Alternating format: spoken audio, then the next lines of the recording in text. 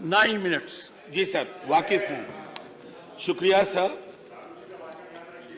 बिल्कुल शुक्रिया सभापति महोदय।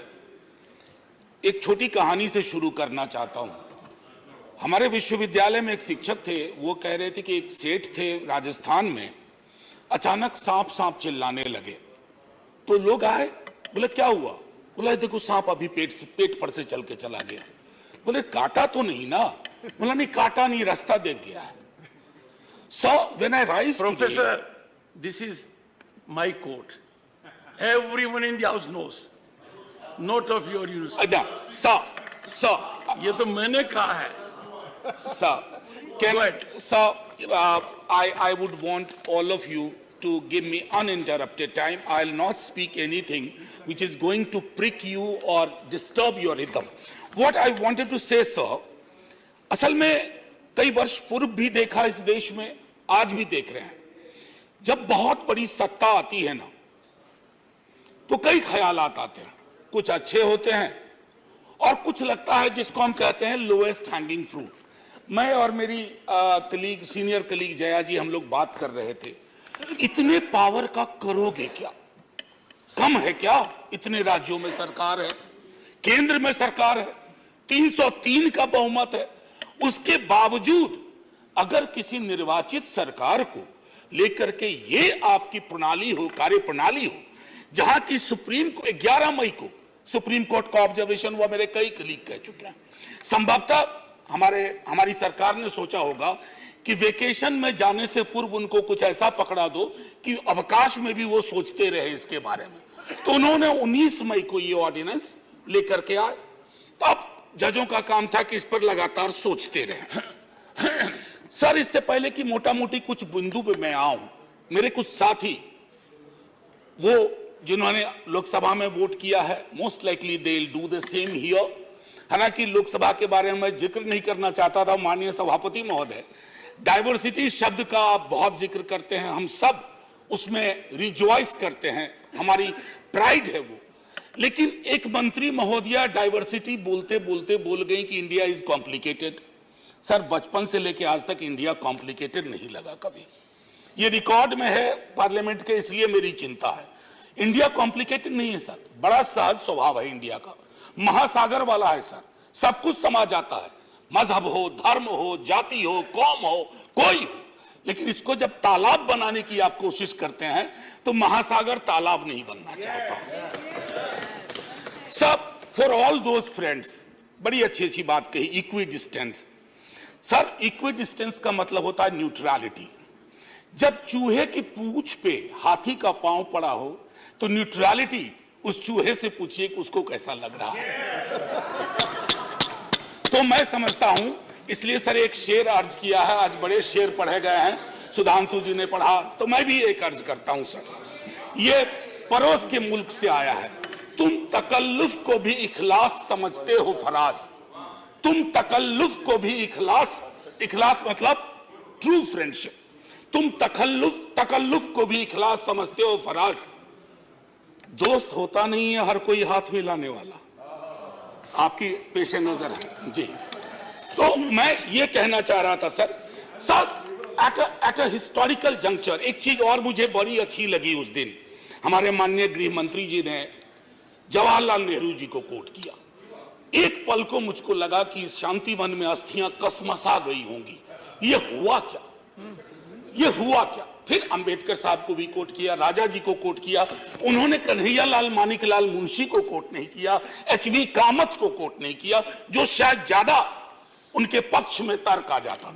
सर, विश्वविद्यालय में मैं पढ़ाता हूं तो पीएचडी के स्टूडेंट्स को साइटेशन हम लोग सिखाते हैं, जिसको कहते हैं एथिकल साइटेशन। एथिकल साइटेशन में यह नहीं होता है कि सेमी कोलोन के बाद का ले लिया और शुरू वाला छोड़ दिया। उदाहरण के लिए कहता हूं कि आज तक इस दुनिया में सबको लगता है इस देश में कि मार्क्स ने कहा था कि धर्म अफीम है, religion is the opium for masses. Sorry sir, the entire quote is religion is the sigh of the oppressed creature, the heart of a heartless world, and the soul of soulless condition. It is the opium of people. Sir, अब इसमें क्या किया हमने? सिर्फ opium वाला line निकाल लिया। और मार्क्स को कह दिया कि धर्म विरोधी था। सर, मैं इसलिए कहता हूं साइटेशन बहुत इंपॉर्टेंट चीज है। बहरहाल जवाहरलाल जी की अस्थियों को मजा आया होगा, जहां तक मुझको लगता है, शांतिवन में। सर, ये मूलतः मैं इसलिए नहीं कहता कि मैं बीजेपी के कार्यप्रणाली का विरोधी हूं सर, वो एक पॉलिटिकल रियलिटी है, हम भी एक पॉलिटिकल रियलिटी हैं। हम शत्रुता की जुबान से हमें एक दूसरे को संबोधन नहीं करना चाहिए, न सदन में न सदन के बाहर। साहब, हम इंडियन मुजाहिदीन नहीं है साहब, हम ईस्ट इंडिया कंपनी नहीं है, हम वो भारतवर्ष हैं जिसको महासागर मैंने कहा, और उस महासागर में आप भी हैं, हम भी हैं। हम और आप एक दूसरे की कीमत पर नहीं है। तो सर, मैं ये कहना चाहता था कि ये प्रतिगामी बिल है सर, आपको घंटी नहीं बजाना पड़ेगा, मैं प्रॉमिस करता हूं, पक्का उसी में खत्म कर दूंगा। सर, प्रतिगामी मैंने क्यों कहा? दुनिया देख रही है कि हम कितना प्रोग्रेसिव लेजिस्लेशन ला रहे हैं। सर, ये मुझे जो चिंता इसमें ये हो रही है कि माननीय सर्वोच्च न्यायालय ने एक निर्णय दिया। सर, कुछ सोच के दिया होगा ना। आप अक्सर कहते हैं कि नेहरू नहीं चाहते थे। अरे, नेहरू 56 में नहीं चाहते थे, 67 वर्ष बीत गए हैं, हकीकत नहीं बदलती क्या? नेहरू के टाइम में हम सार्वजनिक क्षेत्रों में कितना ध्यान देते थे, और आज हम बेचने पे ध्यान दे रहे हैं। ये फर्क आया है ना सर। चूंकि ये फर्क आया है तो हर हकीकत में फर्क होता है। 56 की दिल्ली और आज की दिल्ली वही नहीं है सर। सर, मैं तो अरविंद केजरीवाल जी का बिल ही नहीं मानता हूं, दिल्ली गवर्नमेंट का बिल ही नहीं मानता हूं। मैं तो ये मानता हूं कि सर, अगर ये प्रयोग सफल हुआ, अगर सांप ने रास्ता देख लिया, तो कल को उन पर भी गाज गिरेगी जो आज न्यूट्रलिटी और इक्विडिस्टेंट के नाम पर न जाने क्या क्या सोच रहे हैं सर। हम तब भी आपके साथ होंगे, ये तो गारंटी है सर, हमारे पास कोई विकल्प ही नहीं है। परेशान हताश लोगों के पक्ष में खड़ा होना। हम तो कश्मीर चल रहा था, उस वक्त आम आदमी पार्टी ने कोई और पोजीशन लिया था, आज उनको समझ में आ रहा होगा कि क्यों उस वक्त वो पोजीशन लिया। और आज मैं ये कह रहा हूं कि कल को किसी राज्य के साथ होगा, हम आपके साथ होंगे। सेपरेशन ऑफ पावर को लेकर के मेरे कई कलीग कह चुके हैं, मैं कुछ नहीं कहना चाहता, बस ये 3 चीज कहूंगा सर। अगर ब्यूरोक्रेट्स मिनिस्टर को उत्तरदायी नहीं है सर, ये अराजकता को जन्म नहीं देगी क्या? मैं दिल्ली की जनता, अगर मैं दिल्ली सरकार हूं, मैं दिल्ली की जनता के लिए उत्तरदायी हूं। जैसे राघव कह रहे थे, अगर कोई विसंगति कहीं आती है, एलजी साहब के पास जाऊं सर, वो चुनाव जीते। हालांकि मैं जानता हूं कि इस देश में गवर्नर्स और लेफ्टिनेंट गवर्नर्स की भूमिका में विस्तार हो गया, अब तो वो राज्यों के नाम बदल दे रहे हैं। सर, आपकी मुस्कुराहट इंगित कर रही है कुछ। मैं ये कहना चाह रहा था सर, और मैं समझता हूं कि ये बात मैं कह करके, और 239AA के बारे में जो बातें कही गई हैं, मैं उसको दोहराना नहीं चाहता। सिर्फ मैं एक चीज पे आऊंगा, कोरम। सर, ये कमाल का कोरम हुआ, 3 में से 2 होंगे। मुख्यमंत्री बेचारा चेयरमैन है, बहुत अच्छी बात कही उन्होंने, चेयरमैन विदाउट चेयर। मुख्यमंत्री चेयरमैन है, वो अगर 2 मिनट लेट भी पहुंचेंगे तो कोरम डिसाइड कर लेगा क्या करना है दिल्ली के लिए। Sir, it is not quorum, it is actually an instrument to decimate the very idea of elected government. Sir, sir घंटी मत हो जाइए, केशव राव जी की श्रेणी में 1.5-2 मिनट और ले लूंगा।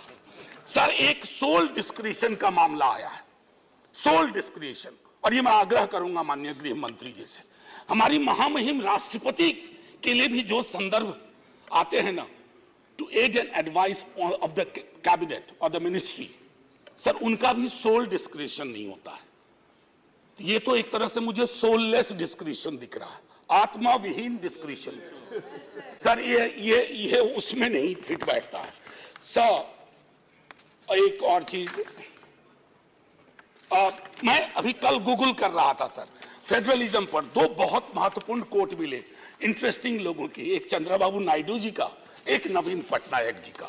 वो कोट मैं पढ़ना नहीं चाहता हूं, बस मैं बता देना चाहता हूं। आखिरी सर, ये पेशे नजर तमाम लोगों के जो कहते हैं, अपील करते हैं कि साहब मदद करो इस बिल पे, तो दुष्यंत जी कह के गए थे कि उनकी अपील है कि हम उनकी मदद करें।